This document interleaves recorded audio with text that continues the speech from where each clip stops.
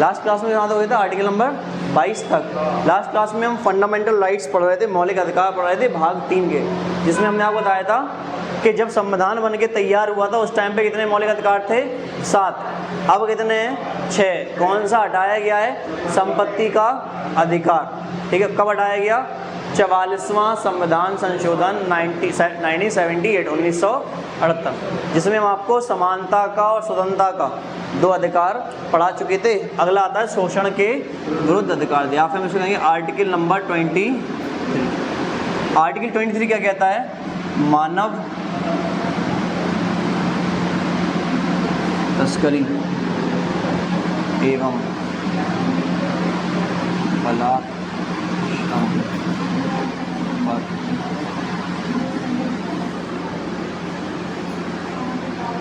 इसको हम कहते हैं ह्यूमन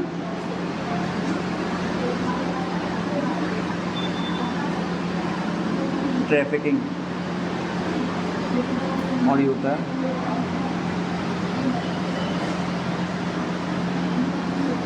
मानव तस्करी। क्या है भैया, आपको पता है कि अलग अलग टाइम पे मौर्य वंश हो, गुलाम वंश हो, उस टाइम पे क्या है इंसानों को खरीदा और बेचा जाता था, है ना। लेकिन आज के टाइम पे आप किसी इंसान को बेच या खरीद नहीं सकते, ये होता है मानव तस्करी पर रोक। ठीक है। और बलात् श्रम होता है किसी ज़बरदस्ती काम करवाना, तो आप किसी से अब ज़बरदस्ती बिना वेतन के काम भी नहीं करवा सकते। बंधुआ मजदूर जो होते हैं उनसे काम नहीं करवा सकते, कैसे पकड़ के लेके आ गए बिना वेतन के काम करवाए जा रहे हैं, तो वो भी नहीं करवा सकते आप। ठीक है, तो इन दोनों पे ही क्या लगाएगी? ये रोक लगाई गई है। आर्टिकल नंबर 24 बाल श्रम पर रोक, इसको हम कहते हैं चाइल्ड लेबर। भाई बच्चों से आप किसी भी कारखाने में, होटल पे, रेस्टोरेंट पे, ढाबे पे या किसी भी मशीनरी वाली जगह पे, ऐसे स्थानों पे काम नहीं करवा सकते। क्लियर है? इस पर भी रोक लगाएगी, और इसी को हम क्या कहते हैं आर्टिकल 24 में बाल श्रम पर रोक। क्यों? क्योंकि भाई यहाँ पे शिक्षा का अधिकार दिया गया। हमने आपको 21 का काल लिखवाया था क्या? देखना जरा, लिखवाया ना? लिखवाया ना? हाँ लिखवाया था ना कल? लिखवाया था? हाँ तो ठीक है। हाँ, तो उसमें 6 से 14 वर्ष के बच्चों के लिए निःशुल्क एवं निर्बाध शिक्षा का प्रावधान, शिक्षा का अधिकार दिया गया है। और वहीं दूसरी तरफ आप कारखानों में काम करवाओगे तो क्या शिक्षा मिल पाएगी? नहीं मिल पाएगी। इसलिए क्या है, बाल श्रम पर रोक लगाएगी ताकि वो पढ़ पाएँ, ठीक, ग्रोथ हो पाए। क्लियर? नेक्स्ट आता है धार्मिक स्वतंत्रता वाला, जो कि कहाँ से कहाँ तक है? आर्टिकल नंबर 25 से 28 तक। आर्टिकल नंबर 25 पढ़ेंगे। तो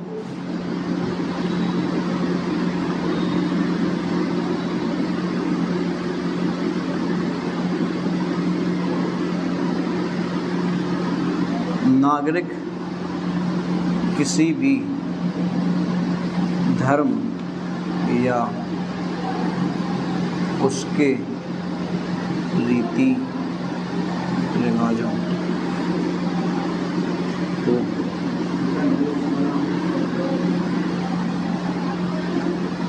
so anyone can follow any religion और इट्स रिचुअल्स। आप उसके कोई भी रीति रिवाज किसी भी धर्म के या किसी भी धर्म को अपना सकते हैं, आपको रोका नहीं जाएगा। आप उसे कोई भी रीति रिवाज फॉलो कर लो या आप कोई भी धर्म अपना लो। ठीक है।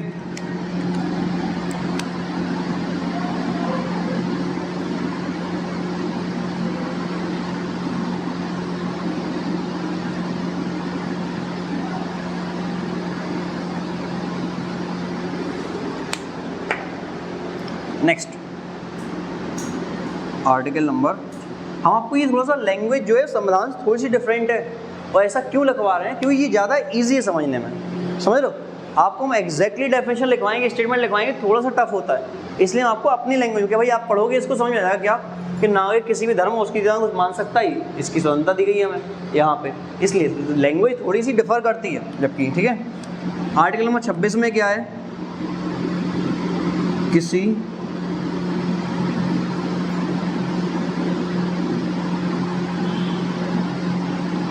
सम्मेलन करने या कार्यक्रम करने या जुलूस निकालने की स्वतंत्रता है यहाँ ब्रैकेट में लिख लेना शांतिपूर्वक।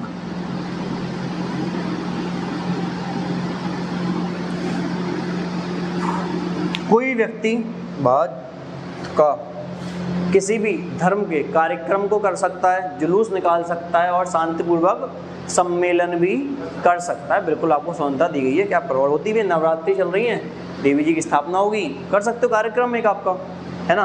ताजिया निकलता है, वो भी होता है, बट शांतिपूर्वक। ये थोड़ी है कि नौदी बैठी है, बगल से कोई निकला हटो, ऐसा नहीं करना है ना। थोड़ा सा आप आराम से, मतलब थोड़ा सा किसी को डिस्टर्ब ना हो, कोई आप पे लीगली वे में कुछ ऑब्जेक्शन ना कर पाए, उस में करिए।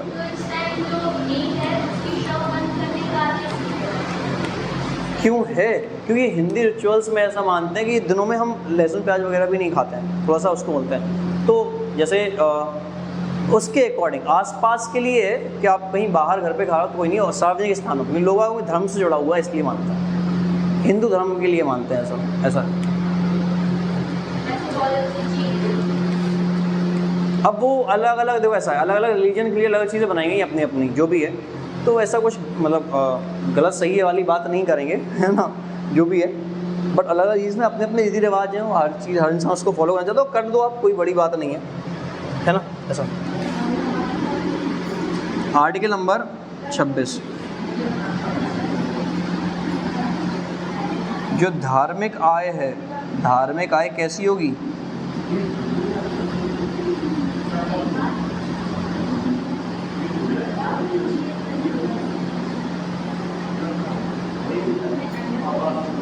जो रिलीजियस इनकम है वो कैसी होगी?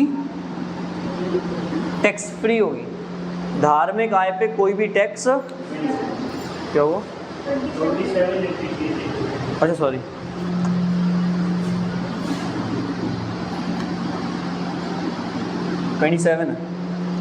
धार्मिक आय कैसी होगी? करमुक्त होगी, इस पे कोई भी टैक्स नहीं लगेगा। नेक्स्ट देखते हैं आर्टिकल नंबर 28। इसमें किसी भी शैक्षणिक संस्थान में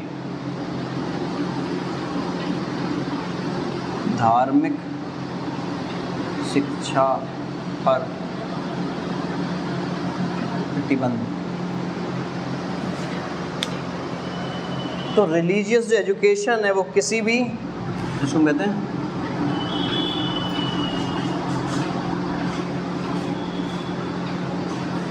किसी भी स्कूल में, संस्थान में, शैक्षणिक संस्थान में कोई भी धार्मिक शिक्षा नहीं दी जाएगी किसी भी धर्म से संबंधित।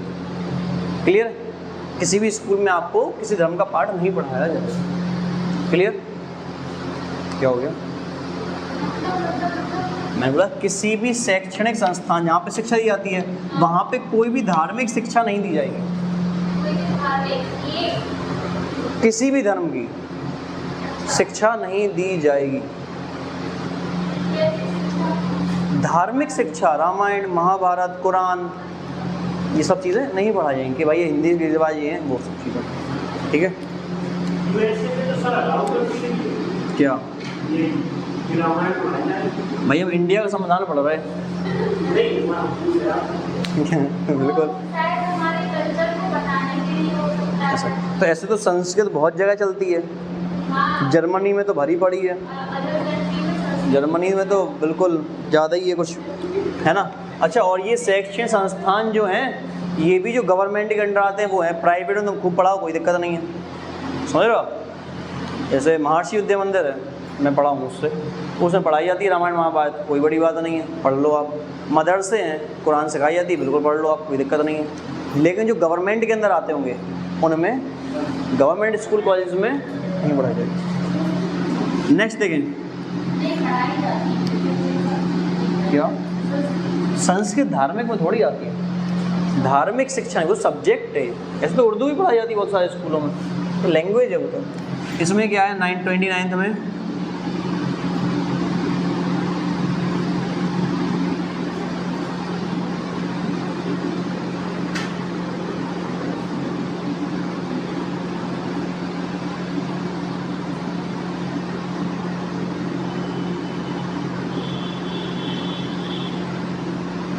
कंजर्वेशन टू माइनॉरिटीज़, अल्पसंख्यक के हितों का समझ। ये नहीं कि कोई इंसान जो है वो नंबर में कम है तो उन पर अत्याचार किए जा रहे हैं, ये क्या है अपनी रीतिवाज बदलती सब नहीं है। तो किसी भी इंसान को धर्म, जाति, लिंग, मूलवान, जन्म स्थान के आधार पर या उसके अल्पसंख्यक होने के आधार पर आप उससे जो विभेद है वो नहीं कर सकते। क्लियर?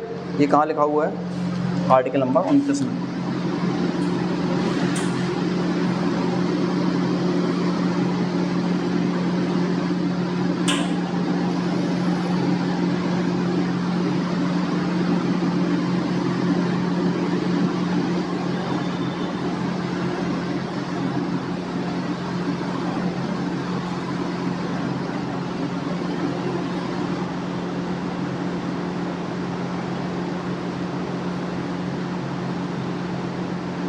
जो भी शैक्षिक संस्थान चल रहे हैं, धार्मिक या अधार्मिक, उनको बराबरी से कंट्रीब्यूशन देना ही किसकी जिम्मेदारी है? राज्य की। ये नहीं कि आप मोमडन्स को ज़्यादा सपोर्ट करो या हिंदू को बहुत ज़्यादा सपोर्ट कर रहे हो या क्रिश्चियनिटी को सपोर्ट कर रहे हो, जैनिज्म को सपोर्ट कर रहे हो, नहीं। आप जो भी अनुदान देंगे वो सारे के लिए, किसी भी धर्म के स्कूल हो, कॉलेज हो, किसी भी टाइप की शिक्षा हो, सब में बराबरी से देंगे। Clear? Next is article number 31। इसमें क्या था? संपत्ति का अधिकार, राइट टू प्रॉपर्टी। क्या हट गया? अब तो कुछ भी निरस्त, ये बना तब दिया गया था, अब कब हटाया गया इसको? 44वें संविधान संशोधन 1900।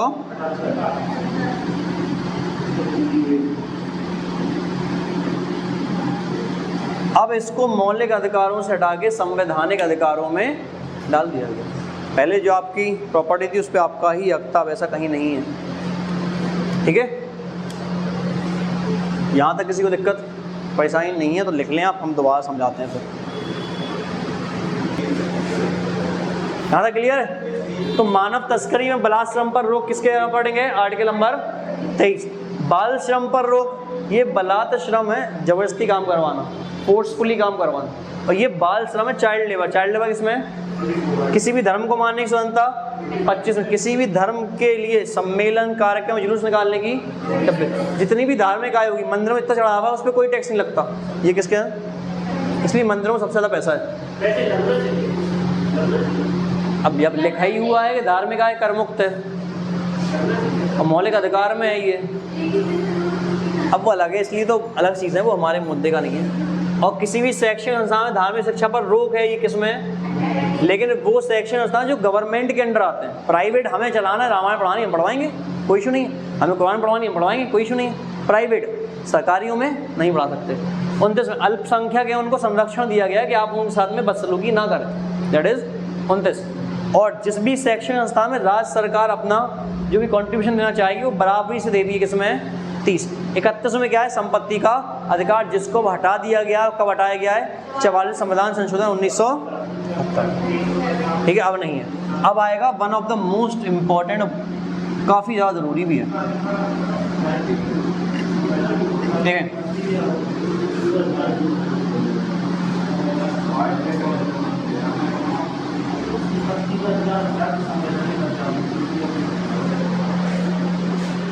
देखो इम्पोर्टेंट है आर्टिकल नंबर 32। पहली बात, आर्टिकल नंबर 32 है क्या? बातें ना करें। कॉन्स्टिट्यूशनल रेमेडीज, इसको हम कहते हैं संवैधानिक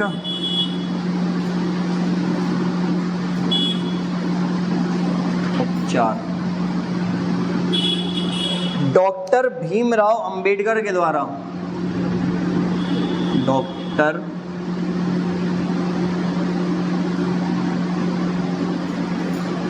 भीमराव अंबेडकर के द्वारा आर्टिकल नंबर 32 को क्या कहा गया है? Heart and soul of Indian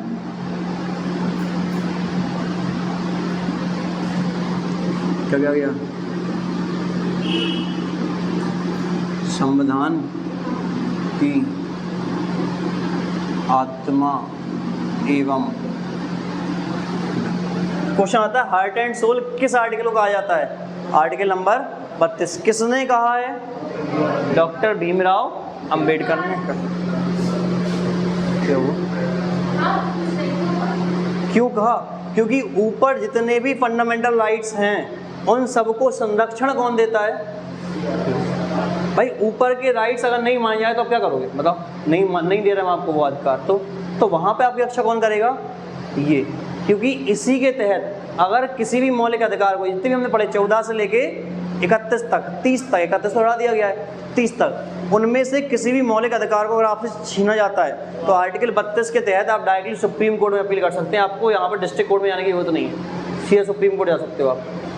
इसीलिए कि मौलिक अधिकार आपको संरक्षण दे रहे हैं, लेकिन मौलिक अधिकारों को संरक्षण कौन दे रहा है? एक तरह से ये कि जो है, जो आपको मिला है ना, अब वो भी आपको नहीं दिया जा रहा है, तो आप क्या करोगे?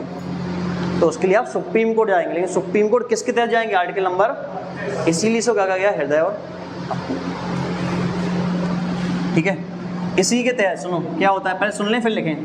इसी के तहत संवैधानिक उपचार क्या है कि मान लो किसी भी मौलिक अधिकारों को आपसे छीना जा रहा है, किसी फंडामेंटल राइट्स को वायलेशन हो रहा है, छीना जा रहा है आपसे, तो उस कंडीशन में आप डिस्ट्रिक्ट कोर्ट में जाने की बजाय डायरेक्टली कहाँ अपील कर सकते हैं? आर्टिकल 32 के तहत सुप्रीम कोर्ट में और आर्टिकल 226 के तहत हाई कोर्ट में। जहाँ आप जहाँ चाहो वहाँ कर सकते हो, दोनों जगह। मतलब सुनना फिर से, अगर किसी भी मौलिक अधिकार को, अगर किसी फंडामेंटल राइट को आपसे छीना जा रहा है, उसका वायलेशन हो रहा है, तो आप डायरेक्टली आर्टिकल 32 के तहत सुप्रीम कोर्ट में और आर्टिकल 226 टू 26 के तहत हाई कोर्ट में अपील कर सकते हैं। जिसके लिए हाई कोर्ट या सुप्रीम कोर्ट क्या करेगा? सबसे पहले क्या करेगा? Judicial review. सबसे पहले क्या होगा? न्यायिक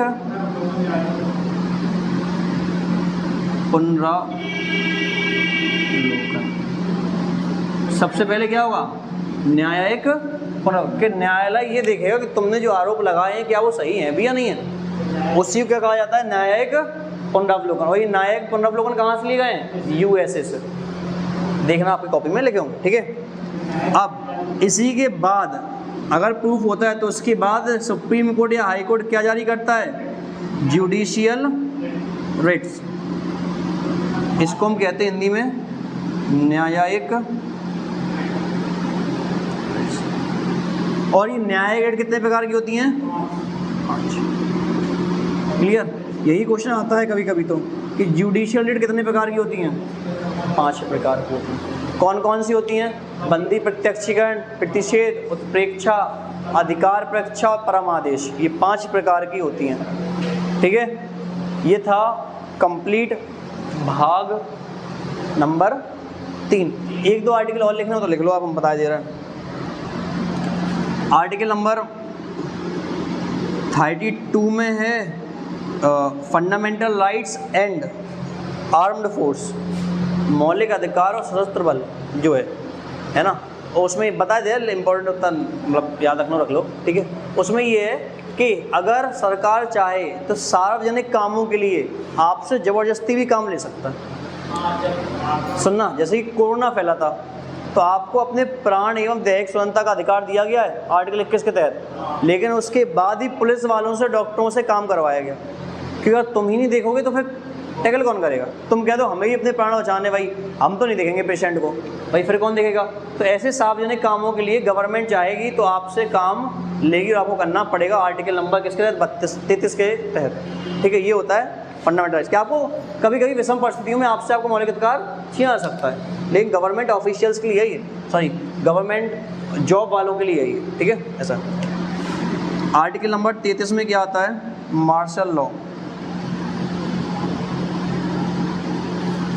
सॉरी 34 में है, 33 का तो अभी बताया हमने। मार्शल लॉ क्या होता है? सेना किसी भी क्षेत्र में आर्मी को राष्ट्रपति लगा के या किसी भी आर्मी रूल कर सकती है, और जब आर्मी वहाँ पे वो करेगी, रूल नहीं, जब आर्मी वहाँ पे टैकल कर रही है कंडीशन को, सारी चीज़ों को, तो वहाँ पे कानून बनाने का अधिकार भी किसको होगा? आर्मी को ही होगा, सेना को ही होगा। क्लियर है? ये आर्टिकल 34 है, 33 स्किप करवाया मैं, लिखना हो तो लिख लो आप, वो भी लिख लो, लिखवा ही दे रहा है। क्या समझ यहाँ फिर से बोलो। तो वहाँ का तो पहले अलग ही था ना सिस्टम, इस वजह से।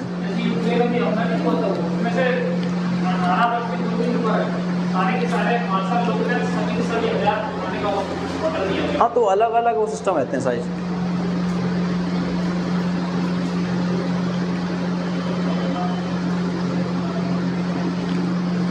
ओके ऐसा है। आर्टिकल नंबर 35 पे जाके पार्ट 3 कंप्लीट। आर्टिकल 35 में ये है कि मौलिक अधिकारों में जो भी बदलाव होने वो कौन करेगा? संसद। 35 में चाहो तो लिख लो, है ना, इतना यहाँ तक हो गया।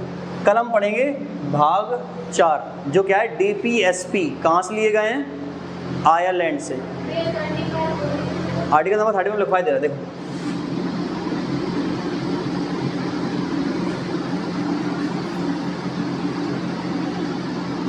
यहाँ पर लिखना संसद चाहे तो मौलिक अधिकारों के प्रावधानों में बदलाव कर सकती है।